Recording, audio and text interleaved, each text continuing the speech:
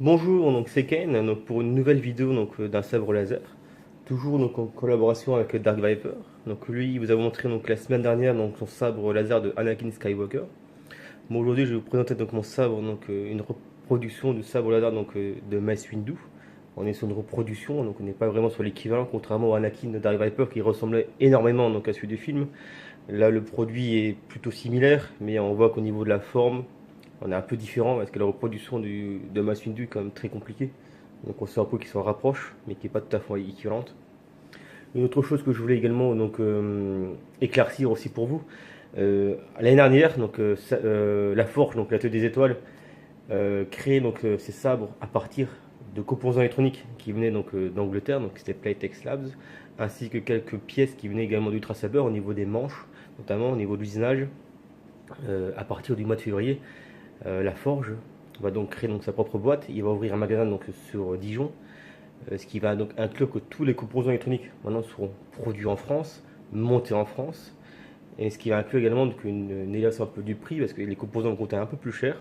Il va mettre des LED de meilleure qualité, mais surtout ce qui va augmenter le prix, c'est la TVA française, qui n'appliquait pas jusque maintenant, qui n'appliquait que le prix et le coût de la main d'œuvre, mais il ne mettait pas la TVA. Donc c'est que les prix qu'on peut vous indiquer effectivement par un message privé, pour ceux que ça intéresse, ne sont plus vraiment valables, parce qu'au jour d'aujourd'hui, il va utiliser des composants totalement différents, et la TVA qui va venir par au-dessus va considérablement modifier les prix des produits. Donc là, on peut vous montrer toujours ce qui est produit, donc la qualité de ces produits, mais c'est vrai qu'au niveau tarif, ça va être compliqué de vous dire exactement le tarif des produits actuels.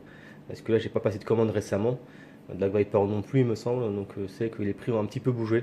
Il faudra voir directement avec lui, par message privé. Donc on va revenir au sabre. Donc on est sur une belle reproduction du sabre de Mace Windu. Donc vous voyez qu'au niveau finition, on est comme sur celui de la semaine dernière. L'avantage, c'est que contrairement à des productions comme Sabre Forge ou autres, on voit bien qu'au niveau usinage, c'est vraiment très propre. Il n'y a pas de vis, vous n'avez pas de choses de ce type-là. C'est vraiment très bien usiné, on voit aucun point de colle. C'est vraiment très propre. Bon, la seule vis qu'on voit ici, là forcément, c'est pour tenir la lame dans le manche, donc il faut forcément bien une vis.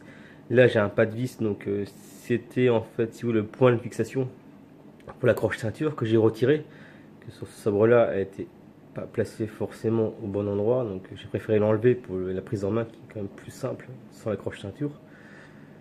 Donc voilà, donc on voit bien que le sabre est également très beau, hein, la peinture, la finition est vraiment très bien. On voit bien que les grippes ici sont très bien posées, hein, on voit rien du tout, c'est vraiment très propre.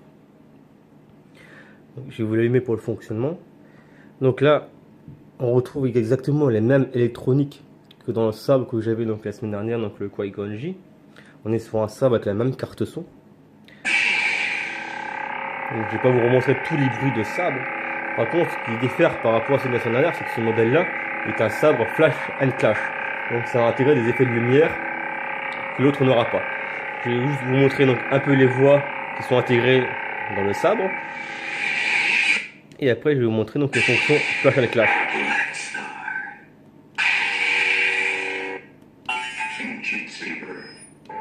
Maître Windu, dois-je comprendre que le général Grievous a perdu? À vrai dire, vous arrivez plus tôt que je ne le pensais.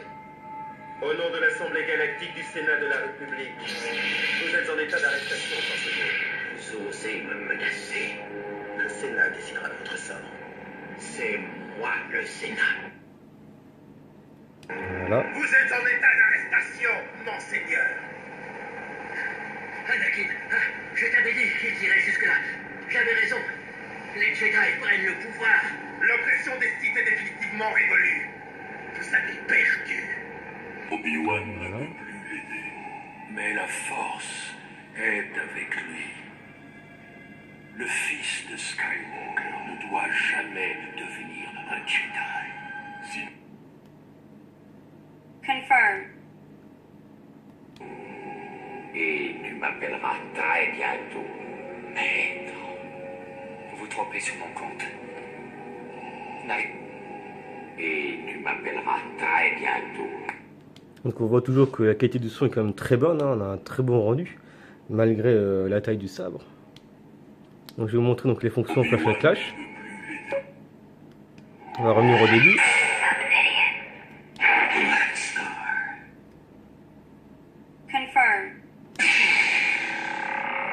Donc c'est un sabre, comme je dis, donc flash and clash. Du coup la LED est légèrement plus basse en puissance de watts qu'un sabre non flash and clash.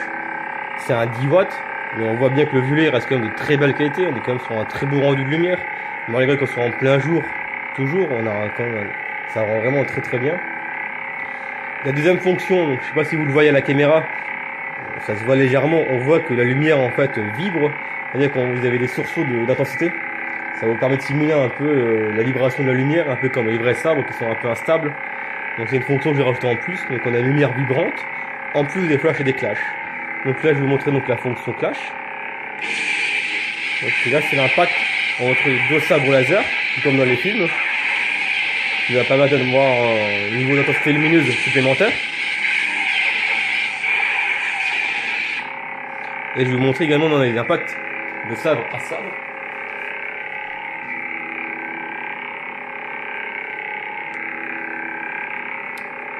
Donc je vais simuler des impacts de sabre.